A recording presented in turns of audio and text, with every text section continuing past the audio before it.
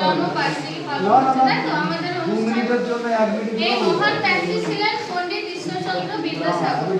কিন্তু এই মহান ব্যক্তির আসল নাম ছিল ঈশ্বরচন্দ্র বন্দ্যোপাধ্যায়।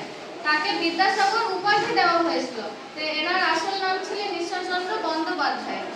তিনি 1820 খ্রিস্টাব্দের 26শে সেপ্টেম্বর মেদিনীপুর জেলার বীরসিংহ গ্রামে জন্মগ্রহণ করেছিলেন। তোমাদের স্যার বলেছেন তো? তিনি শুধুমাত্র বিদ্যাসাগর যে তাকে বলা হয়, তিনি বিদ্যাসাগর শুধুমাত্র ছিলেন না, তিনি এছাড়া তাকে বলা হতো দয়ার সাগরও বলা হতো বা করুণা সাগরও বলা হতো, কারণ তিনি গরিব দুঃখী মানুষদের খুবই দয়ালু ছিলেন এবং গরিব দুঃখী মানুষদের দুঃখ দেখে তার প্রতি সমবেদনা জাগাতেন। সেই জন্য তাকে দয়ার সাগর এবং করুণা সাগরও বলা হতো। তারপর তিনি তো ওই 5 বছর বয়সে পাঠশালায় প্রথম পড়াশোনা করেছিলেন। সেখানে তার পাঠ শেষ করার পর তার বাবার সাথে কলকাতায় চলে এসেছেন। কলকাতায় এসে সংস্কৃত কলেজে তিনি পড়াশোনা শেষ করেছিলেন। তারপর সেখান থেকে সংস্কৃত কলেজে তিনি অধ্যাপনা শুরু করেছিলেন এবং সেই সংস্কৃত কলেজ থেকে তাকে বিদ্যাসাগর উপাধি দেওয়া হয়েছিল। এছাড়া তিনি সমাজের প্রতি সমাজ সংস্কারক হিসেবে অনেক কাজ করে গেছেন। সেখানে সবচেয়ে মূল্যবান যেটা হলো, তিনি মেয়েদের অধিকার নিয়ে তিনি অনেক কিছু কাজ করেছেন। তার মধ্যে বিখ্যাত হলো তিনি বিধবা বিবাহ প্রচলন করেছিলেন।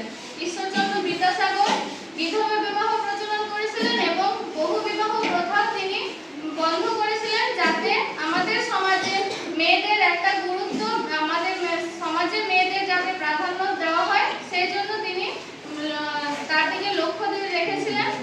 এই মহান ব্যক্তিত্বের আমাদের সবচেয়ে পরিচয় হয় ছোটবেলা থেকে, যেখান থেকে আমরা অ ক খ এবং তারপর এছাড়া প্রত্যেকটা বর্ণ আমরা চিনতে শিখেছি, জানতে শিখেছি। সেই মহান ব্যক্তিত্ব পণ্ডিত ঈশ্বরচন্দ্র বিদ্যাসাগর লিখেছিলেন যে বই, সেটা হলো বর্ণ পরিচয়। বর্ণ পরিচয় থেকে আমরা সবকিছু শিখতে পারি। এছাড়া তার অনেক বিখ্যাত বই রচনা করে গেছেন, যার মধ্যে অন্যতম হলো তিনি কথামালা লিখেছেন, বোধোদয় লিখেছেন, তারপর সীতার বনবাস, এরকম বিভিন্ন ধরনের বই তিনি রচনা করে গেছেন। ঈশ্বরচন্দ্র বিদ্যাসাগরের যে আমাদের প্রতি যে আমাদের তিনি দিয়ে গেছেন, সেটা আমরা কোনোদিনও পুরো উপলব্ধি করছি এবং তার যেটা আমাদের দিয়ে গেছেন সেটা আমরা কোনোদিনও অস্বীকার করছি